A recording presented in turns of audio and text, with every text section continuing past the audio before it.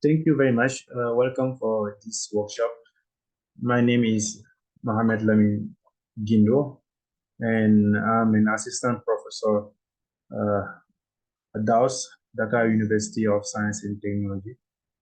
So, this workshop topic is about site-specific and variable rate technologies. So, let's see what we're going to talk during this workshop. Uh, yeah, in today presentation, we define what is site-specific and variable rate, and we will show the objectives, and then we will see the advantages and potential impact on agriculture. And finally, we will see an overview of some case tools and technologies of site-specific and variable rate technologies. Site-specific agriculture is a farming management system. In the world of agriculture, precision agriculture is a farming management system that utilizes information technology to gather, process, and analyze data about the spatial and temporal variability of crops, soil, pests, and weather within a field. So, this information is then used in order to apply inputs. So we know those input could be, for example, the fertilizers. They can be also seeds or even pesticide. And we have to apply this input at variable rates to different area of the fields based on their specific needs. In other words, SSA is a farming management system that leverages the power of information technology, which can meticulously gather, process, and analyze data.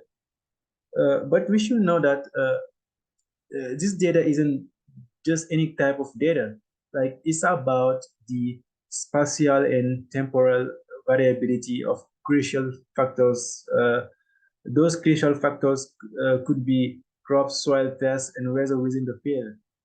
If I if we say about spatial variability, it refers to the differences in soil, crop, pest, and weather conditions that occur within the field. So these differences can be caused by a variety of factors, such as soil type and past management practices. So when it comes to temporal variability, so it refers to the changes in crop, not only crop, but pest and weather conditions that occur over time. So these changes can be caused by factors such as rainfall, let's say temperature and sunlight. So basically, the principles of precision agriculture are based on the idea that different areas of the field may have different need for input. So by understanding the variability of field, farmers can apply precisely and efficiently inputs. And for variable rate technology is just a tool within the SSA. So it involves adjusting the application rate of inputs such as fertilizers, pesticide, and seeds to different area of the field based on their specific need. This contrasts with the traditional uniform rate application method, which applies the same amount of input across the entire field, regardless of variability. So technically, VRT relies on data-driven approaches to identify areas of the field with differing requirements for inputs.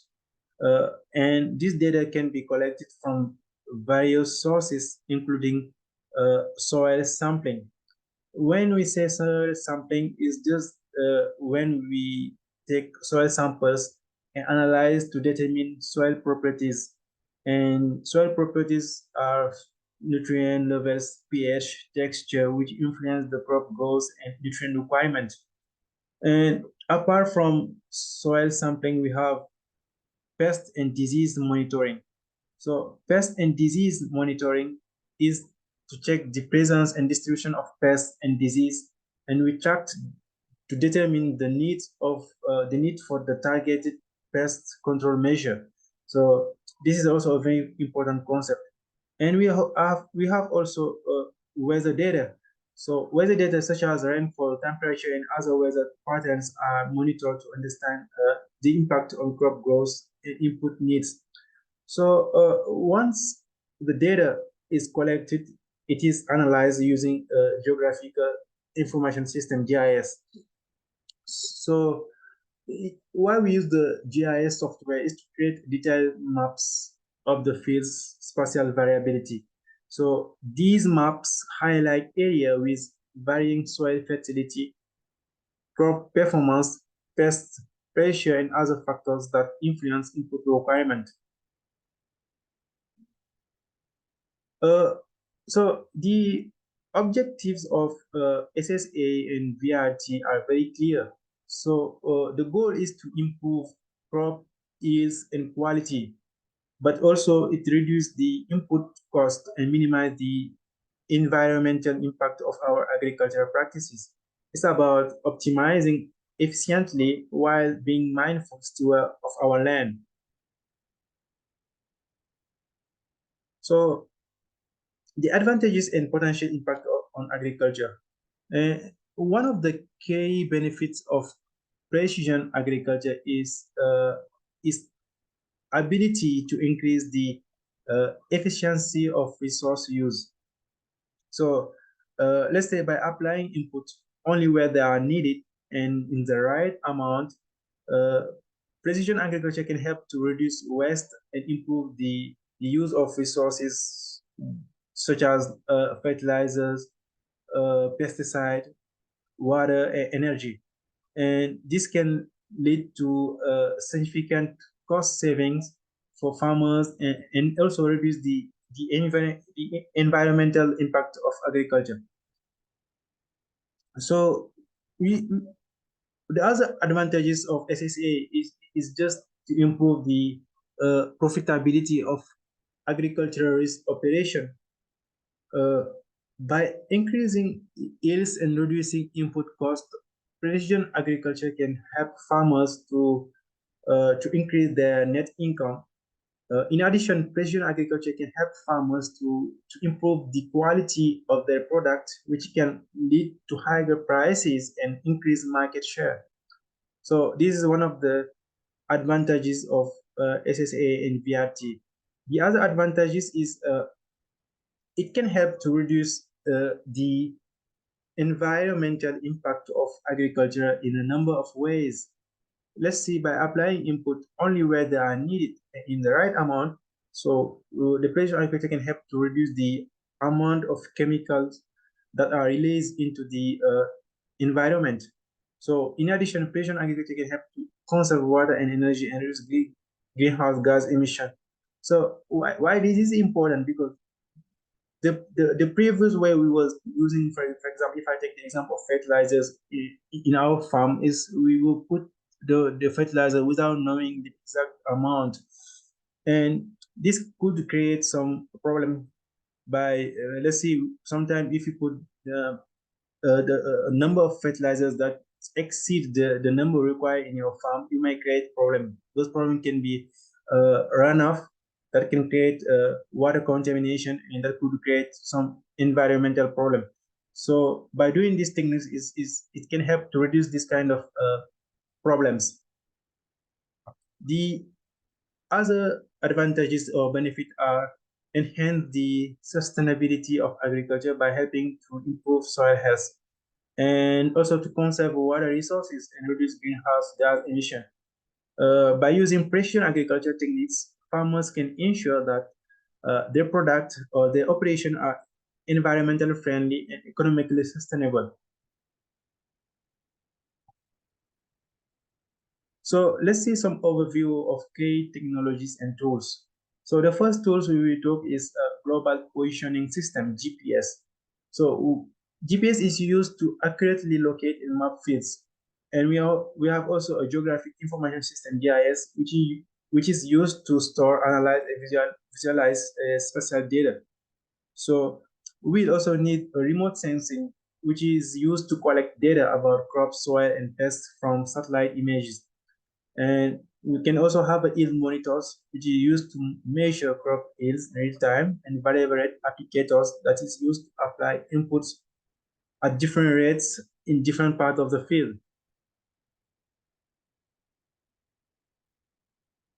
So for global positioning system, GPS guidance, farmers gain the ability to map out their fields with unparalleled accuracy. So this digital mapping lays the foundation for GIS and empowering farmers with a comprehensive view of the spatial nuances of their land. So we are no longer like navigating blindly. So we are trying to make informed decisions based on a rich tapestry of data. So let's just imagine a scenario where every part of the field is accounting for, where the tractor knows exactly where it needs to plant seeds, apply fertilizers, or treat for pests. So this is the promise of GPS guidance fulfills in precision agriculture. So mainly it facilitates a level of accuracy that transcends traditional farming practices and ensuring that resources are applied where they are needed the most. So when it comes to geographic information system, uh, GIS is more than a mapping tool. So it's a dynamic system that captures, store, analyze, and present geographical data. So in the context of agriculture, GIS provides us with a sophisticated lens through which we can comprehend the intricacies of our land, enabling informed decision making and resource optimization. So doing a picture of our farm is not just a collection of fields, but it's like as a complex mosaics of variables. Those complex variables are soil types, topography, and climate nuances. So GIS allow us to weave these variables together and creating a comprehensive digital map of our agriculture farms. So it can also create a comprehensive digital map, uh, and this map becomes a canvas upon which we can uh, do precision agriculture practices. And it can also help us to tailor our approach to the unique characteristic of each segment. So what's very wonderful with GIS, let's say what is the beauty of GIS? It lies in its ability to integrate various type of data. So with GIS, we have the possibility to combine different type of data coming from the sensors, coming from the map, coming from different sources. So whether it's information about soil composition or crop yields, history, even the spatial distribution of pests, so GIS can help to synthesize these layers into actionable insights. And it also means that we can identify patterns, predict outcomes, and also make decisions that go beyond intuition. So we can like by combining the spatial data obtained through GIS with technologies like GPS, farmer can fine tune uh, their practices. So this may involve adjusting planting densities and optimizing irrigation or precisely applying fertilizer, all based on the specific need of different areas within the field.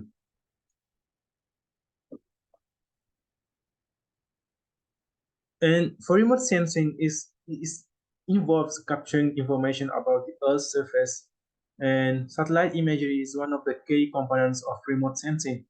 It enables us to create detailed maps of our fields And we all know that these maps, often generated through various spectral bands, highlight variation in crops density, soil moisture level, and more others that we can use by using satellite imagery.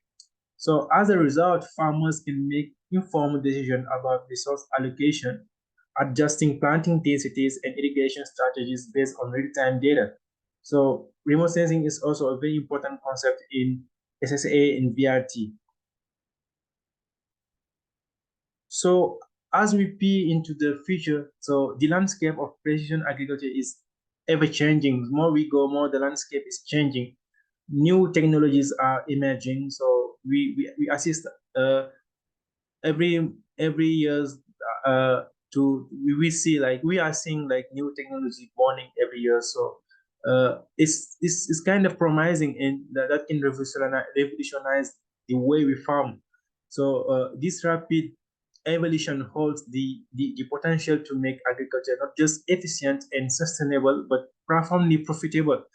And the agriculture of precision agriculture is the future of precision agriculture, sorry, for me, is undeniably bright. So as we stand on the cusp of this technological advancement, we recognize the pivotal roles precision agriculture can play in feeding the world's growing population.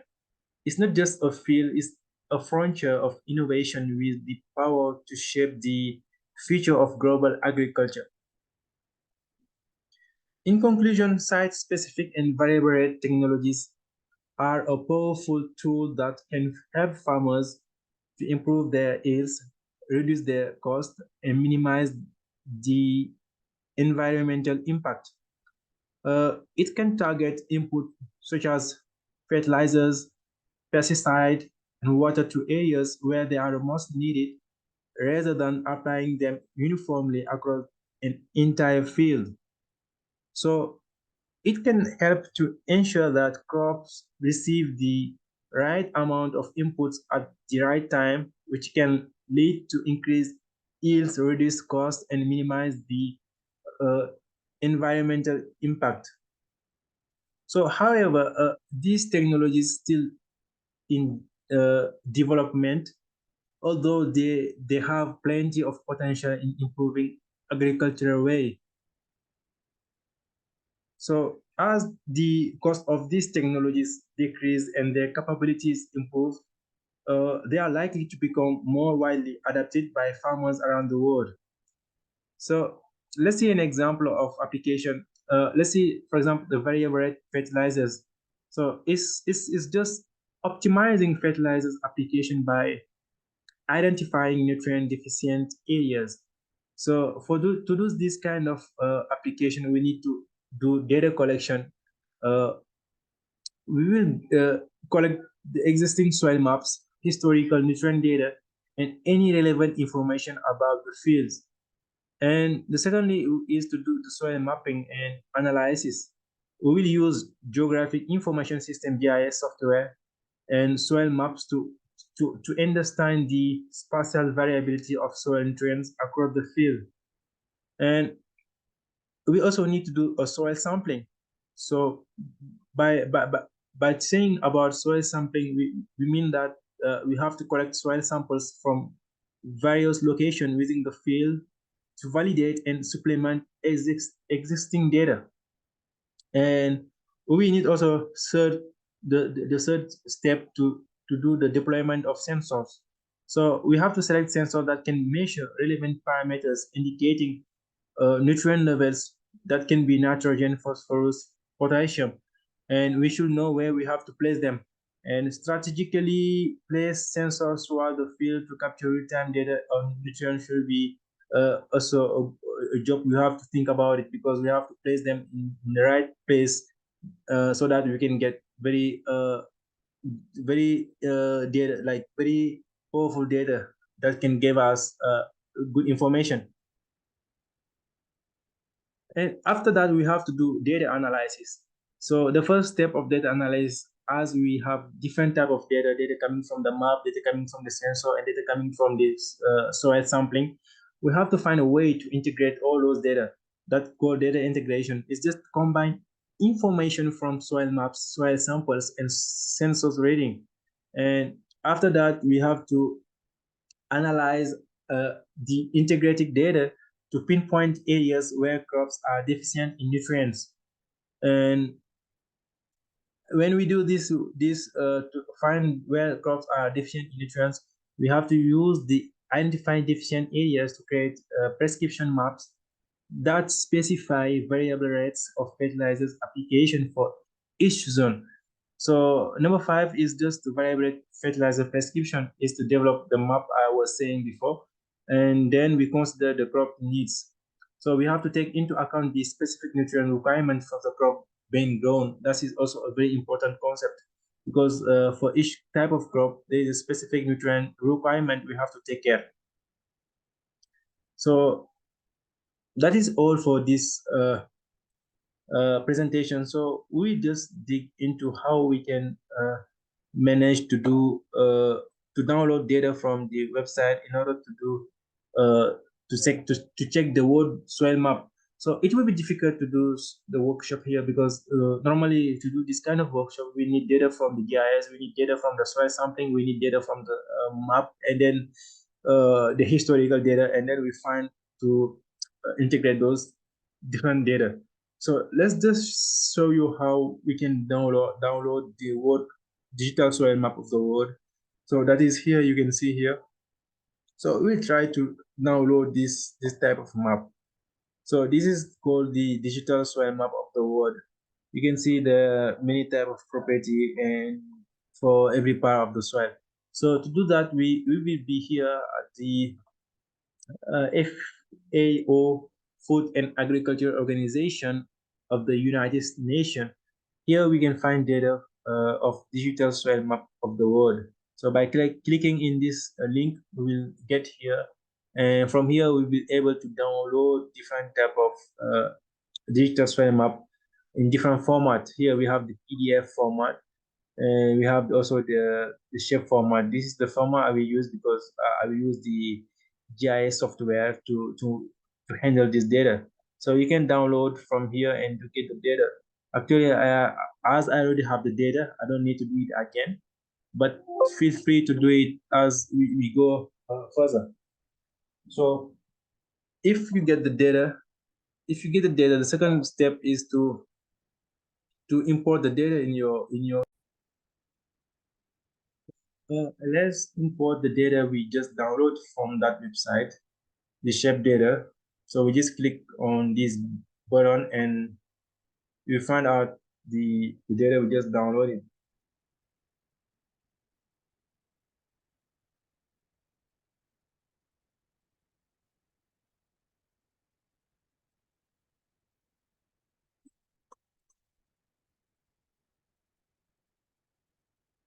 So this is the different data we get. This is the one we need. We just add it. The shape file is loading, and yes, so we just need to click OK. So here we have the world map of digital soil. So we just need to make the properties of different soil to appear like when I show you here during the image, when I show you the image like this way. So so we're back here and we click on properties, and from here we go to categories. We categorize to DOM soil, and then we select this one. We add all the values we need. So this is the property like of different soils for different part of the world. So you may decide, for example, to work only with a pH properties.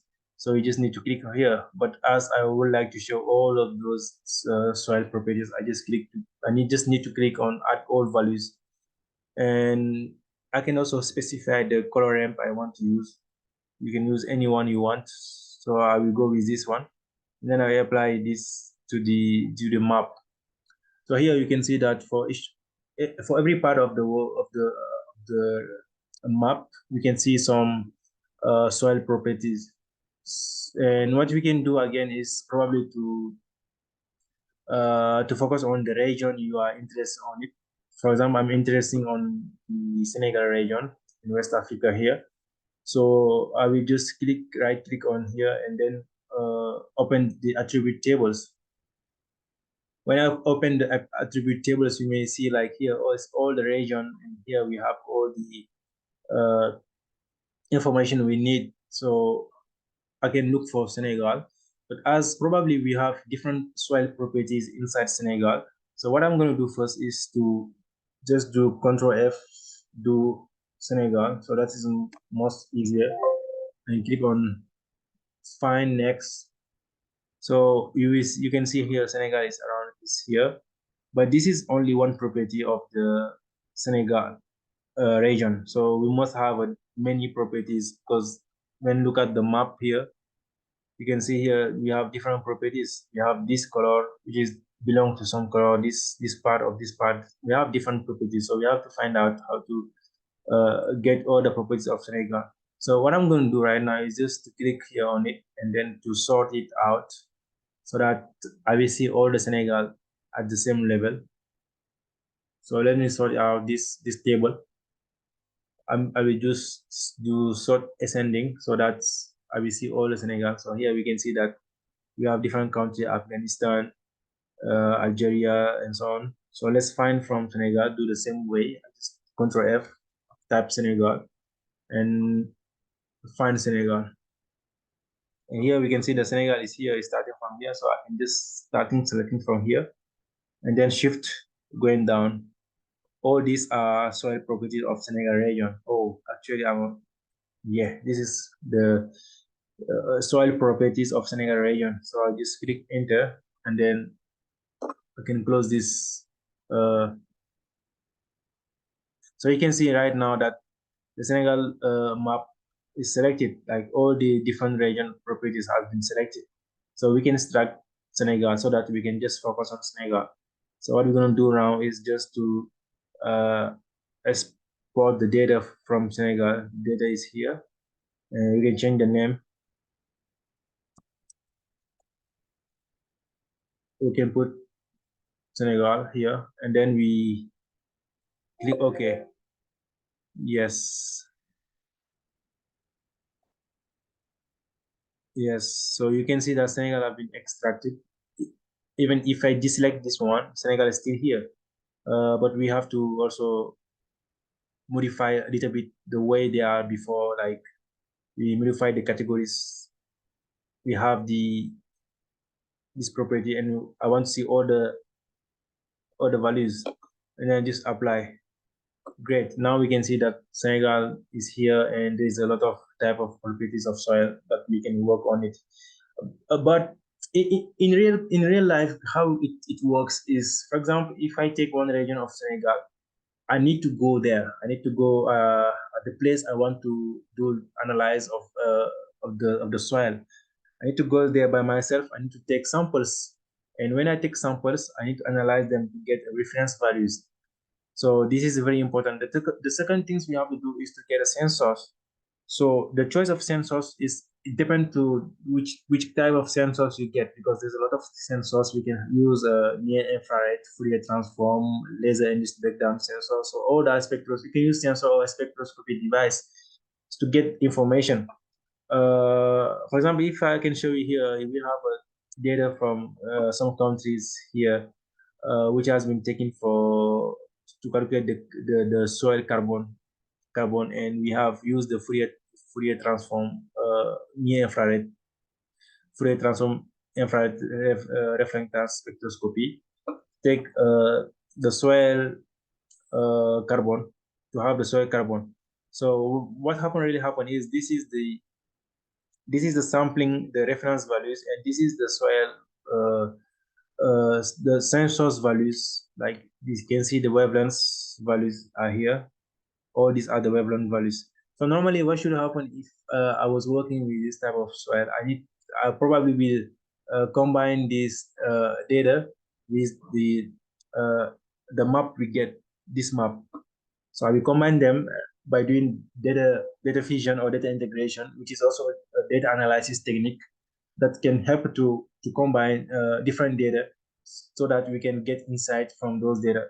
And we can go further because we can try also to find historical data from literature reviews, because probably in some regions some people really don't do work. For example, we are actually in 2023. Let's imagine someone have done the work in 2022.